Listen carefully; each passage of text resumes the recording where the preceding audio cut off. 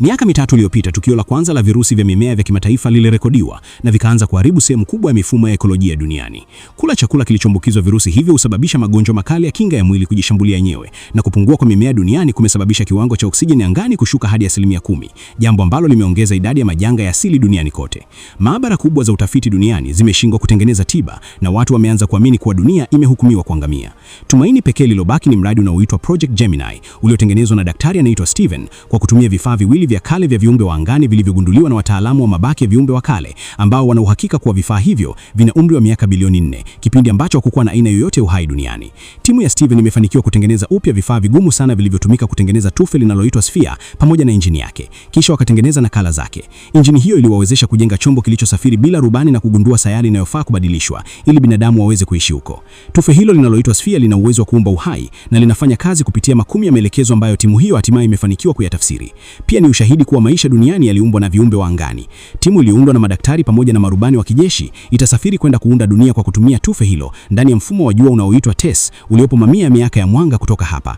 Steve na mke aitwaye Amy ambaye hataki aende kwenye misheni hiyo. Siku ya uzinduzi inapofika, Amy bado anaenda kwenye kituo hicho kujaribu kumzuia Steven asiondoke, lakini tayari alikuwa kashachelewa na analazimika kutazama jinsi chombo hicho kinavyoondoka duniani. Chombo hicho kinapoondoka kwenye anga la dunia, ufa wa ajabu unaanza kuonekana kwenye tufe la viumbe wa angani, jambo linaloashiria kuwa huenda hawapo peke yao. Kwa kutumia teknolojia ya injini ya viumbe hao wa angani, chombo hicho kinafungua njia maalum ya kupinda anga ya ulimwengu inayowawezesha kuruka kutoka sehemu moja ya ulimwengu kwenda nyingine kwa sekunde chache. Hata hivyo, mara tu wanapofanikiwa kuvuka upande wa pili, mifumo ya chombo inaanza kuonyesha hitilafu. Inaonekana hawajafika kwenye mfumo unaoitwa TESS bali wamefika sehemu isiyojulikana. Steven anamlaumu mhandisi anayeitwa Peter kwa kosa hilo, akidai anaingiza vibaya koordineti za safari, hivyo anaondolewa kwa muda kwenye majukumu yake. Dakika chache baadaye, Steven akiwa amepumzika, anaendelea kumfikiria Amy, lakini pia anakumbuka mara ya kwanza alipowasha tufe linaloitwa Sphere, jambo lililomfanya aone umbo la ajabu linalofanana na binadamu ambalo lilitoweka haraka. Baada ya hapo, Steven anaitaka timu kujaribu kurekebisha njia ya safari ili wafahamu walipo, lakini hilo linaonekana haliwezekani kwa sababu taarifa zao zote zimevurugika, kana kwamba wamesafiri kati ya dimension ya 3 na ya 4. Wakati huo huo, Peter anatoka kwenye banka yake na kuchukua moja ya kamera za usalama ili aweze kukagua lile tufe akiwa peke yake. Ghafla, kompyuta ya chombo inatangaza kuwa mtu amefungua mlango wa matengenezo wa dharura na kuna kitu kisichojulikana kinakaribia chombo hicho. Kwa mshangao mkubwa, wote wanamuona Peter akiwa ameganda kwa baridi kali akielea nje ya chombo. Daktari anaitwa David anaamini Peter alijiua kwa sababu hakuweza kuishi na kosa lake, lakini daktari anaitwa Leona anakataa kuamini hilo kwa sababu amemfahamu Peter kwa miaka 8 na hakuwa mtu wa kufanya kitu kama hicho. Steven anamkemea Leona kwa kumlilia mtu ambaye ameangamiza matumaini ya ubinadamu, kisha anamwamuru achukue majukumu ya Peter kuanzia muda huo. Baadaye David anasimulia kuwa wakati binti yake alipofariki, yeye pia karibu ajiue, lakini aliamua kuendelea kuishi kwa kuamini bado angeweza kuwa msaada kwa wengine. Sasa kwa kuwa misheni imeharibika, anahisi hana maana tena, lakini Steven anamwahidi kuwa watapata suluhisho. Wakati huo huo, chombo hicho kinakutana na sayari iliyotengenezwa kwa miamba ya volkano. Sayari hiyo haina oksijeni, lakini mazingira yake ya nje si hatari sana, jambo linalomaanisha kuwa watahitaji tu barakoa za kupumulia. Steven anaamini hiyo ndio mbadala kamili wa kuendelea na mpango wao na anatamani washuke kwenye sayari hiyo haraka iwezekanavyo, lakini kapteni anaitwa Ryan anamzuia akimwambia kuwa bado hawajafanya uchunguzi kamili wa sayari hiyo, hivyo Steven anahatarisha maisha ya wafanyakazi kwa kufanya maamuzi ya haraka. Steven hajali hilo hata kidogo na anawakumbusha wote kuwa yeye ndiye mwenye mamlaka ya mwisho kwenye misheni hiyo. Timu hiyo inaondoka kwa kutumia shuttle huku afisa anaitwa Richard akibaki ndani ya chombo kikuu. Mara tu shuttle inapokaribia sayari hiyo, wanakumbana na dhoruba kali sana, hivyo wanalazimika kuwasha injini za kupunguza mwendo ili wasianguke kwa kasi. Hata hivyo, kufanya hivyo kunatumia mafuta yao yote na kuwafanya washindwe kurudi tena kwenye chombo kikuu, lakini hiyo ndio nafasi yao pekee ya kuishi. Shuttle inapogonga ardhi, wote wanapoteza fahamu na Steven anaota kipindi alipompa Amy bangilia iliyotengenezwa kwa sehemu maalum ya lile tufe la kale, akijaribu kuunganisha vitu viwili muhimu zaidi maishani mwake. Dakika chache baadaye, wafanyakazi wanaamuka na kurudi kazini mara moja. Shuttle haijapata uharibifu mkubwa, lakini mafuta yamebakia kidogo sana na sasa wamekwama kwenye sayari hiyo. Steven haoni tatizo lolote kwenye hilo kwa sababu walikuja kuishi huko kwa miaka 4 na hata kama hawakushuka sehemu walioipanga, anaamini wanaweza kutumia moja ya mapango makubwa kama dome ya kuzindulia tufe linaloitwa Sphere. Wakati huo huo, ndani ya njia za siri za shuttle, ute wa ajabu unaanza kudondoka kutoka kwenye kuta. Ndani ya chombo kikuu, Richard anafanya ukaguzi wa vyumba vingine na anakuta ute huo pia pamoja na kamera iliyokuwa imepotea. Baada ya kila mtu kuvaa vifaa vya kujikinga vizuri, timu hiyo inalichukua tufe linaloitwa Sphere hadi kwenye pango la karibu na kufanikiwa kuliwasha. Kisha wanarudi kwenye shuttle kuanza kukusanya taarifa mbalimbali, lakini Ryan anasitisha kazi hiyo na kutangaza kuwa sheria ya kijeshi sasa imeanza kutumika kwenye kituo hicho. Ili kuelezea uamuzi wake, anaonyesha faili ambazo Richard alimpelekea wakati madaktari walikuwa wanafanya kazi. Kwenye video hiyo, Peter alikuwa akijirekodi mwenyewe alipokuwa akikagua lile tufe ili baadaye asije kulaumiwa kwa makosa yoyote, lakini alipofungua mlango wa injini aliona kitu kikitembea gizani na ghafla kiumbe hicho kilimrukia na kumuua kabla ya kumtupa nje ya chombo. Kamera haikuweza kurekodi vizuri umbo la kiumbe hicho, lakini Richard anaeleza kuwa amekagua video zote za safari yao na kugundua Waligundua kuwa kiumbe huyo wa angani alikuwa pamoja nao tangu walipoondoka duniani, kwa sababu alisafiri ndani ya tufe hilo kama farasi wa Trojan. Na huenda kiumbe huyo ndiye aliyesababisha hitilafu wakati wa kuruka kupitia ule mlango wa anga, lakini sasa hayupo tena kwenye chombo kikuu, tayari ameshuka kwenye sayari pamoja na shuttle. Richard anaeleza kuwa anaweza kumfuatilia kwa sababu kiumbe huyo wa angani husababisha usumbufu kwenye mawimbi ya sumaku umeme, jambo linaloeleza kwa nini video zao zilikuwa zikirekodiwa vibaya. Ghafla mazungumzo yao yanakatizwa na daktari anayeitwa David ambaye anagundua kitu cha ajabu kwenye mfumo wa kompyuta. Tufe linaloitwa Sphere linaendesha programu tofauti na ile walioingiza. Steven anataka warudi haraka kwenye lile tufe, lakini Ryan anamzuia na kumkumbusha kuwa hata ruhusu tena aongoze miseni hiyo, huku akimtuhumu kuwa alikuwa akificha siri muhimu. Ryan anafichua kuwa Richard pia alipata video inayomwonyesha Steven akiona lile umbo la ajabu akiwa bado duniani miezi kadhaa iliyopita, hivyo tayari alijua kuna uwezekano wa kuwepo hatari, lakini hakumwambia mtu yoyote.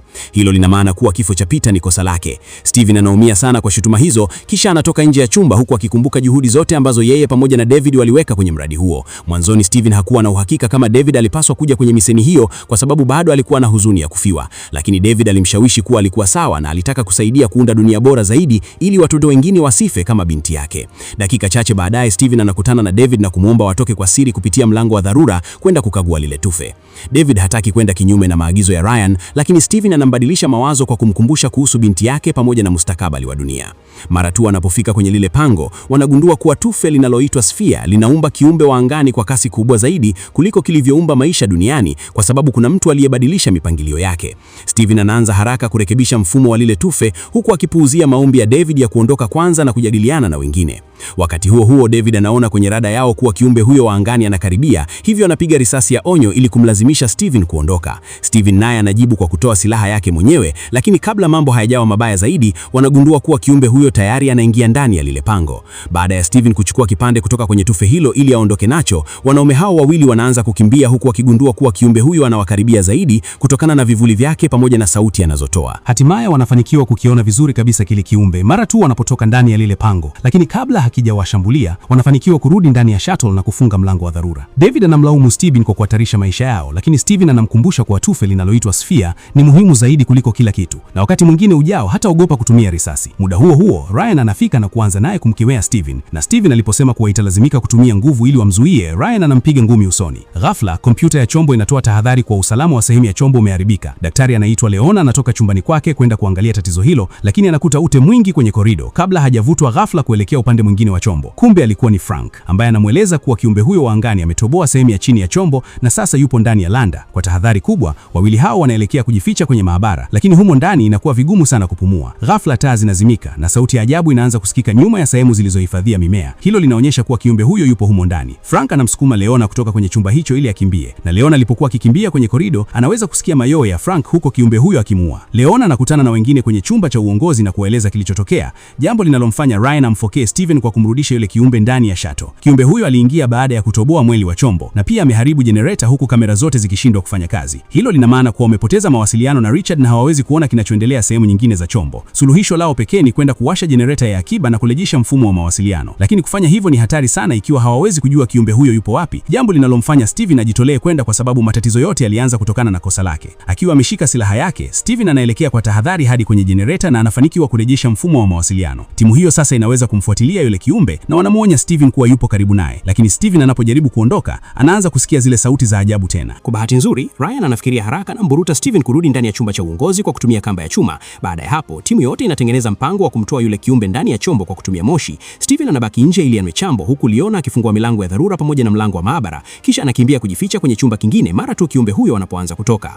Kiumbe huyo wa angani anaanza kupita haraka kwenye milango hiyo ya dharura, lakini Richard anapojaribu kuwasha injini ili moto wake umuunguze, anashindwa kwa sababu kiumbe huyo anavuruga mawimbi ya mfumo wa mawasiliano. Steven anakimbia kuokoa maisha yake na Leona anakuja kumsaidia, lakini muda huo huo kiumbe huyo anakakea nje na Richard anafanikiwa tena kuudhibiti mfumo wa injini. Steven pamoja na Leona wanakimbilia ndani wakati kiumbe huyo akichomwa na moto mkali wa injini, lakini moto huo hautoshi kumuua. Kiumbe huyo anajaribu kumfikia Steven ambaye alikuwa akivutwa ndani na David. Kabla mlango haujafungwa kabisa, moja ya tentacles za yule kiumbe inaumiza mkono wa David na kubaki ndani ya chombo baada ya mlango kufungwa. Wakati kiumbe huyo anarudi kwenye lile pango, Ryan anafunga milango yote ya dharura huku wengine wakianza kuziba lile tondo lililotobolewa kwenye chombo. Dakika chache baadaye timu hiyo inaukuta mwili wa Frank, na wakati Leona anapofikiria kujiua kutokana na huzuni kubwa aliyokuwa nayo, Steven anaanza kumfikiria Amy tena. Amy alikuwa amejaribu kumshawishi Steven asiondoke kwa kumweleza kuwa alikuwa akifanya kazi ya kutengeneza chanjo, lakini muhimu zaidi alikuwa mjamzito. Hata hivyo, hilo bado halikutosha kumfanya Steven abaki duniani, kwa sababu kwake kuokoa dunia ilikuwa muhimu zaidi kuliko maisha yake binafsi. David anaenda mahabara kufungwa bandeji kwenye jeraha lake, huku Steven akiichukua ile tentacle ili kuifanyia uchunguzi. Baada ya kuichunguza, Steven anagundua kuwa kiumbe huyo ni biorobot aliyetengenezwa kwa vifaa vile vile vilivyotumika kutengeneza tufe linaloitwa Sphere.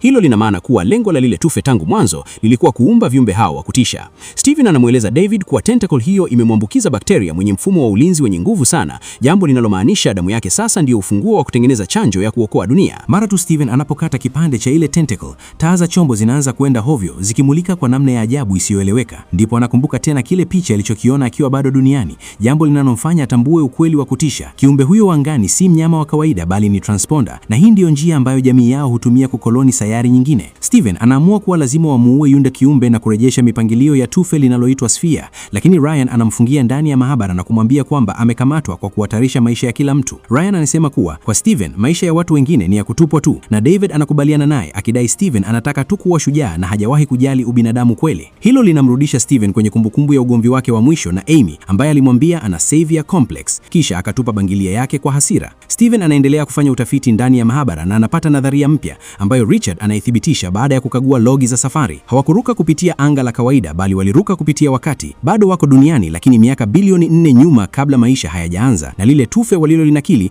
ndilo lile ambalo wataalamu wa mabaki ya kale watalikuta baadaye katika siku zijazo. Huku akipuuzia hali ya David inayozidi kuwa mbaya kutokana na jeraha lake, Steven anasisimuka zaidi anapotambua kuwa kipande cha tufe alichokichukua awali ndicho kile atakachotumia baadaye kutengeleza bangilia ya Amy. Hivyo anaamua kuandika ujumbe juu yake ili kumfundisha Amy jinsi ya kuwasha tufe waliloliacha nyuma. Wakati huo, katika wakati wa sasa, Amy anafika kwenye maabara ya Steven akiwa bado anajaribu kukabiliana na taarifa kuwa timu hiyo imeshindwa kwenye misheni yao. Ghafla Richard analeta habari mbaya kwa Steven. Ryan anajiandaa kuweka mabomu kulilipua tufe linaloitwa Sphere na amezima mawasiliano ili asiingiliwe. Steven anamwomba Richard afungue tena mlango wa dharura ili atoke, na mara tu anamkuta Ryan akiwa na mabomu, anaanza kumweleza kuwa wanaweza kutafuta mpango bora zaidi kuliko huo wa kuharibu kila kitu. Lakini mazungumzo yao yanakatizwa ghafla na risasi inayomuua papo hapo. Mlipuaji ni David ambaye amevunja amri na kutoroka kupitia airlock, lakini sasa amepoteza utimamu wa akili kutokana na maambukizi. Anaanza kuamini kuwa kiumbe huyo wa angani amemchagua yeye ili arekebishe mambo, akiamini kuwa binadamu ni kosa lililotokana na tufe hilo linaloitwa Sphere. Steven akairusha Rubik's Cube aliona ukutani ili kumpotezea mawazo David, kisha akampiga risasi, jambo lilomfanya David akimbia akiwa amejeruhiwa. Baada ya hapo Steven akawasha bomu kabla ya kutoka nje kurusha flare ili kuvuta umakini wa yule kiumbe wa ajabu. Steven akamfanya mfuata hadi kwenye chumba cha udhibiti na akamfungia humo ndani, lakini alipokuwa akikimbia kwenye korido, David akaanza kumfyatulia risasi na kumlazimisha kujificha. Wakati huo yule kiumbe wa ajabu akavunja mlango na kumkaribia Steven, lakini Steven akaweza kumtoa juu yake kwa kumpiga risasi ya haraka. Kiumbe huyo akaendelea kumfukuza Steven huku akikimbia kuokoa maisha yake, na alipofanikiwa kurudi kwenye chumba cha udhibiti akagongana na David ambaye alijaribu kumuua. Hata hivyo, kabla hajafanya chochote, yule kiumbe wa ajabu akatokea na kumuua David kwanza, jambo lilompa Steven nafasi ya kukimbia kutoka kwenye shuttle sekunde chache kabla bomu halijalipuka na kumuua yule mnyama. Steven akapoteza fahamu kwa sekunde chache nje, kisha akaamshwa na Richard aliyekuwa akijaribu kuwasiliana na mtu yoyote aliyebaki hai. Richard alitaka kuja kumuokoa lakini dhoruba ilikuwa kali mno, hivyo Steven akamwambia baki mbali huku yeye akirudi pangoni kutumia Sphere.